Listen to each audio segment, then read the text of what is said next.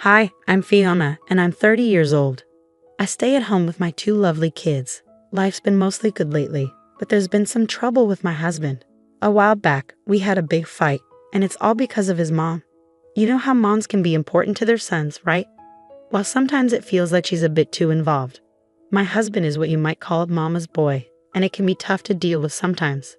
Our argument went like this. Fiona, can you come here for a minute? Sure, what's up? I need to talk to you. Please sit down. Is everything all right? Yes, everything's okay. I just wanted to talk about how we need to spend less money on some things at home. Is everything all right with your job? Yeah, work's fine. Don't worry. I just decided we need to spend more on something important, so we have to cut back on other stuff. Okay, what's the new expense? He took a deep breath, like he knew I wouldn't like what he had to say. I'm going to start giving Mom some money every month. It won't be a lot, but she's getting older and she needs some extra cash. I felt unsure and puzzled. It didn't seem right to me to give money to someone who already had plenty. My mother-in-law, Rita, had a successful business, and since she was a widow and her kids had moved out, she didn't need more money. I told my husband how I felt about it, but he tried to reassure me. How much money are we talking about? Don't worry about it. Excuse me? I'm the one managing the household, so I need to know. How much? I'm going to send her $4,000 every month. I was shocked. $4,000 a month? That seemed crazy to me, considering that's what many people spend in total each month. He'd be giving her all that money for basically nothing. I tried to argue with him, saying it wasn't possible, but he wouldn't budge. Our argument got so bad that we ended up sleeping in different beds that night. We're well off, but I always try to be smart with our money so we don't waste it. Giving someone $4,000 a month for no good reason, just because she's my mom and I love her, adds up to $48,000 a year. That money could go towards our kids' college funds, their savings accounts, our health insurance, or even better, it could go to people who actually need it, like charities. I tried explaining this to him, but he wasn't willing to listen. 5 months passed since he began sending money to his mother, and to add insult to injury, he wanted me to be the one to send it to her. It felt like he was trying to punish me and show that he'd always put his mother first. But thankfully, his arrogant behavior wouldn't last forever. I stumbled upon something shocking. It all began when my mother-in-law visited us 3 months after she started getting the allowance. Hello, Fiona. How's my favorite daughter-in-law? I'm doing well, thank you. How about you? Oh, I'm feeling so much better ever since Adam started sending me money. I was struggling a bit before, you know. The business wasn't doing as well as I hoped, but I didn't want to ask for help. I guess Adam just sensed it. It's like our special mother-son connection. I felt terrible hearing this. How could I deny her the money she needed? I always thought she was fine, but she wasn't. She started to cry, and I comforted her. I've always been okay with sharing money with those who need it, and Rita clearly did. Also, I thought. After a heart-to-heart talk, I noticed something strange. Rita started talking about going on luxury trips now that she had extra money. It didn't make sense to me. If she needed money, why talk about trips? But whenever I looked confused, she'd backtrack and say she meant once she became rich again. It was odd, but I brushed it off because she said she needed the money. 2 more months passed, and I kept sending her the money. She'd always thank me profusely, saying how much she needed it. I felt bad for doubting her and guilty for arguing with my husband. Unfortunately, we started feeling the effects of less money in our household. It's tough to change your routine. Still, I tried to cut back wherever I could, and we managed to get by. Then, one night, I came across a text from his mother while cleaning my husband's office. Curiosity got the better of me, so I read it. Hey Adam, hope you're doing well. Could you increase my monthly allowance? I want to enjoy some extra luxuries. I was stunned. How could she ask for more money when she already gets enough to cover the average monthly expenses of a single person in America? Remember, she's a healthy, capable 65-year-old widow who lives alone. So why did she need more money, especially for luxuries? It didn't add up. My sympathy for her was fading, and I couldn't resist the urge to find out more. Ignoring the email from his mother on my husband's computer, I started searching through the family finances. Unfortunately, I didn't find any evidence of wrongdoing, so I decided to come up with a plan. Hi Fiona, everything all right? Why are you calling so late? Hello Rita, I hope everything's okay with you. Well, I'm managing, but honestly, it's been tough. Sometimes I struggle to afford even basic things like toiletries. I'm really grateful to my son for helping me out. Anyway, I was thinking, would you like to come over for tea tomorrow? Tea sounds wonderful. Thank you for inviting me. You know, things have been tight for me too. Sometimes I can't even afford tea, so it will be nice to have some with you. Oh, it'll be my pleasure, Rita. Just come over, and we'll have a nice afternoon together. All right then, see you soon. Bye. Bye. With that, I hung up, preparing for my plan. The next day, Rita came over, and we had a lovely time. As we were chatting during our afternoon tea, Rita excused herself to use the bathroom. This was my chance to snoop around. I quickly went through her purse and found her phone, which was unlocked. I opened her banking app, determined to uncover the truth about her financial situation. Women's intuition rarely fails, and I stumbled upon some shocking news. With my suspicions growing stronger, I delved into her financial records, expecting to find evidence of financial struggle. However, nothing could have prepared me for what I discovered. Rita had over $1.6 million in her bank account as of 6 months ago. I was stunned. I had to exit the app and reopen it just to confirm that I wasn't mistaken. But there it was, clear as day. She had a huge sum of money in her account. Confusion overwhelmed me, and then, to make matters even more bewildering, I noticed a familiar text message on her phone. It was from one of her employees, and it said, "Hello Rita, please find attached the financial breakdown of last month's earnings. Just wanted to let you know, it looks like we've made a big profit for the 4th month in a row. You're a fantastic businesswoman. I'm eager to hear your thoughts." Naturally, I opened the attached document and my eyes widened at the sight of even more money. The report showed a monthly profit of $8,400 for a small business. It was truly impressive.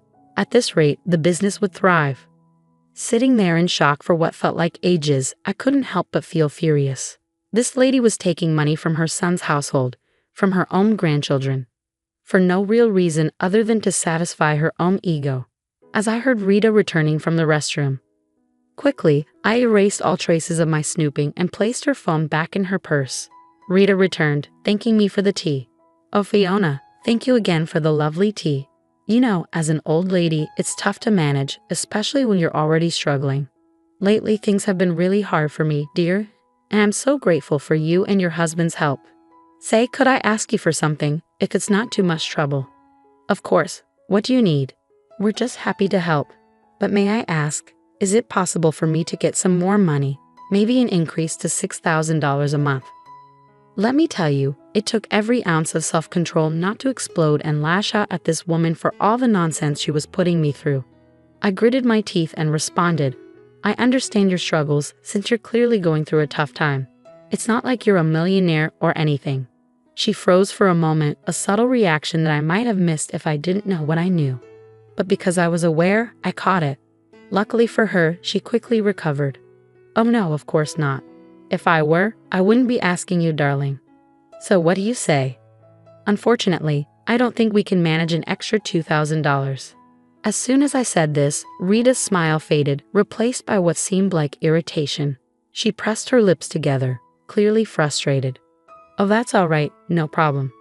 Well, I have to leave now, so let's catch up again soon." She left in a hurry, almost as if she had just been rejected by a lover and wanted to escape to avoid embarrassment. Now, knowing she was a liar and a thief, any sympathy I had for her vanished. I debated whether to tell my husband what I found, but I decided against it. He needed to see her true colors for himself, especially after he criticized me so harshly. It was a painful lesson he needed to learn on his own. A couple of days passed, and it was time to send my mother-in-law her monthly allowance of $4,000. Despite having the money from my husband, I chose not to. I wanted her to feel the shock and disappointment when the money didn't arrive later that day. It would be a wake-up call she sorely needed. Just as I anticipated, my husband called me a couple of hours later. "What's going on?" "What do you mean? Why are you upset?"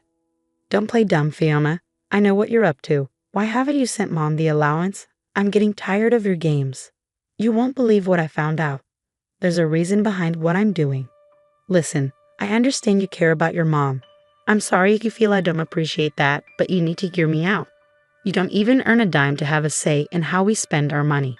It's my money and I'll decide what to do with it. So when I say send money, you do it. You're just a housewife. Remember that." His words shattered my heart. How could he talk to me like that? I was stunned. All the anger I'd bottled up for so long suddenly erupted. So I decided to fire back. "You know what your problem is? You don't appreciate me. You think being a housewife and mom is a breeze. Well, let's see how easy it is without me. I'm not sticking around to be treated like this. But before I go, check your mother's bank account. Don't bother calling me until you've done that. Have a nice evening." "Fiona, wait, I didn't mean." I hung up. I was fed up with being treated like dirt. Sometimes life throws challenges our way to remind us to take a break. I've been working so hard, and it's all taken for granted. Let's see how he manages without me, especially when he finds out his mom's a liar and a thief. I sent him the pictures I took of his mom's bank account while I was investigating. Then I switched my phone to do not disturb mode. I packed bags for me and the kids and checked into a nearby hotel, not wanting to disrupt their school routine. They asked why we were staying in a hotel, and to spare them unnecessary worry, I told them our house was being fumigated, so we needed to stay here for a while. I said Daddy would stay in another hotel. I couldn't bear to burden my sweet angels with the truth. They didn't eat to suffer when I was already struggling. I needed to heal for them first. Even with my phone on Do Not Disturb, messages flooded my inbox from both my mother-in-law and my husband. But I was too drained to deal with it all, so I spent the night relaxing and playing with my children. Morning came, and I was woken up by a phone call. "Hello, Miss Fiona. There's someone named Adam here who'd like to meet you. We have to confirm if you know each other for safety reasons." "Yes, I know him. He's my husband. You can let him know my room number." Adam arrived at my door, and I opened it. He immediately hugged me tightly, squeezing me tightly. "Oh my gosh, I'm so sorry for everything. I saw the evidence you sent me, and you were right not to give her any more money." He began to cry in my arms, and I comforted him. I invited him into the room, and we started talking. "Darling, I'm so sorry for everything. I'm glad you realized what was going on. Can you tell me what happened?" Just then, my mother-in-law called. I decided to answer it. "Hello. How dare you invade my privacy like that? I could sue you, you know.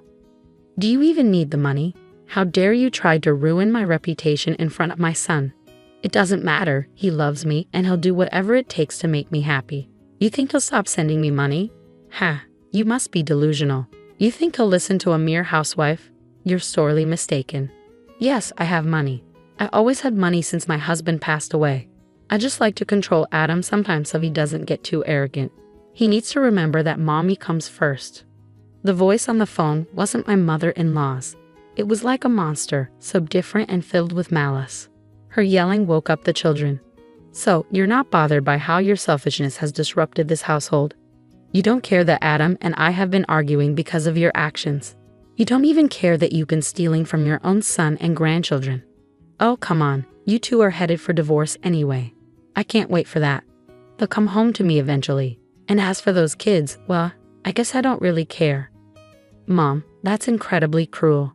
"Adam, honey, listen. I didn't mean it. Did you hear all of that?" "Adam, my love." "Nope, that won't work on me this time. I've seen your true colors, and I've had enough. You've made the past few months hell for me and Fiona. How could you manipulate me like that? I'm your son. What kind of evil has possessed you to do such a terrible thing? I can't even imagine. I fell for your tricks, but my wonderful wife Fiona saw through you all along. She knew something was off, but I shouted at her and disrespected her. Not anymore. Fiona is my real family, not you. I never want to hear from you again. Adam, wait." But I have no one. Maybe that's how it should be. Click. Adam ended the call, and though he was upset, I could see a sense of relief in him. He'd been manipulated like this his whole life. Realizing that must have been a heavy burden, but it was lifted now. For the rest of the day, Adam apologized to me and the kids for his behavior and distance. He admitted he couldn't even survive one night without me. He's realized his mistakes and promised not to repeat them. And as for his mother, he meant it when he said he didn't want to hear from her again. She kept trying to call, but he always declined. She'd made her bed, and now she had to lie in it.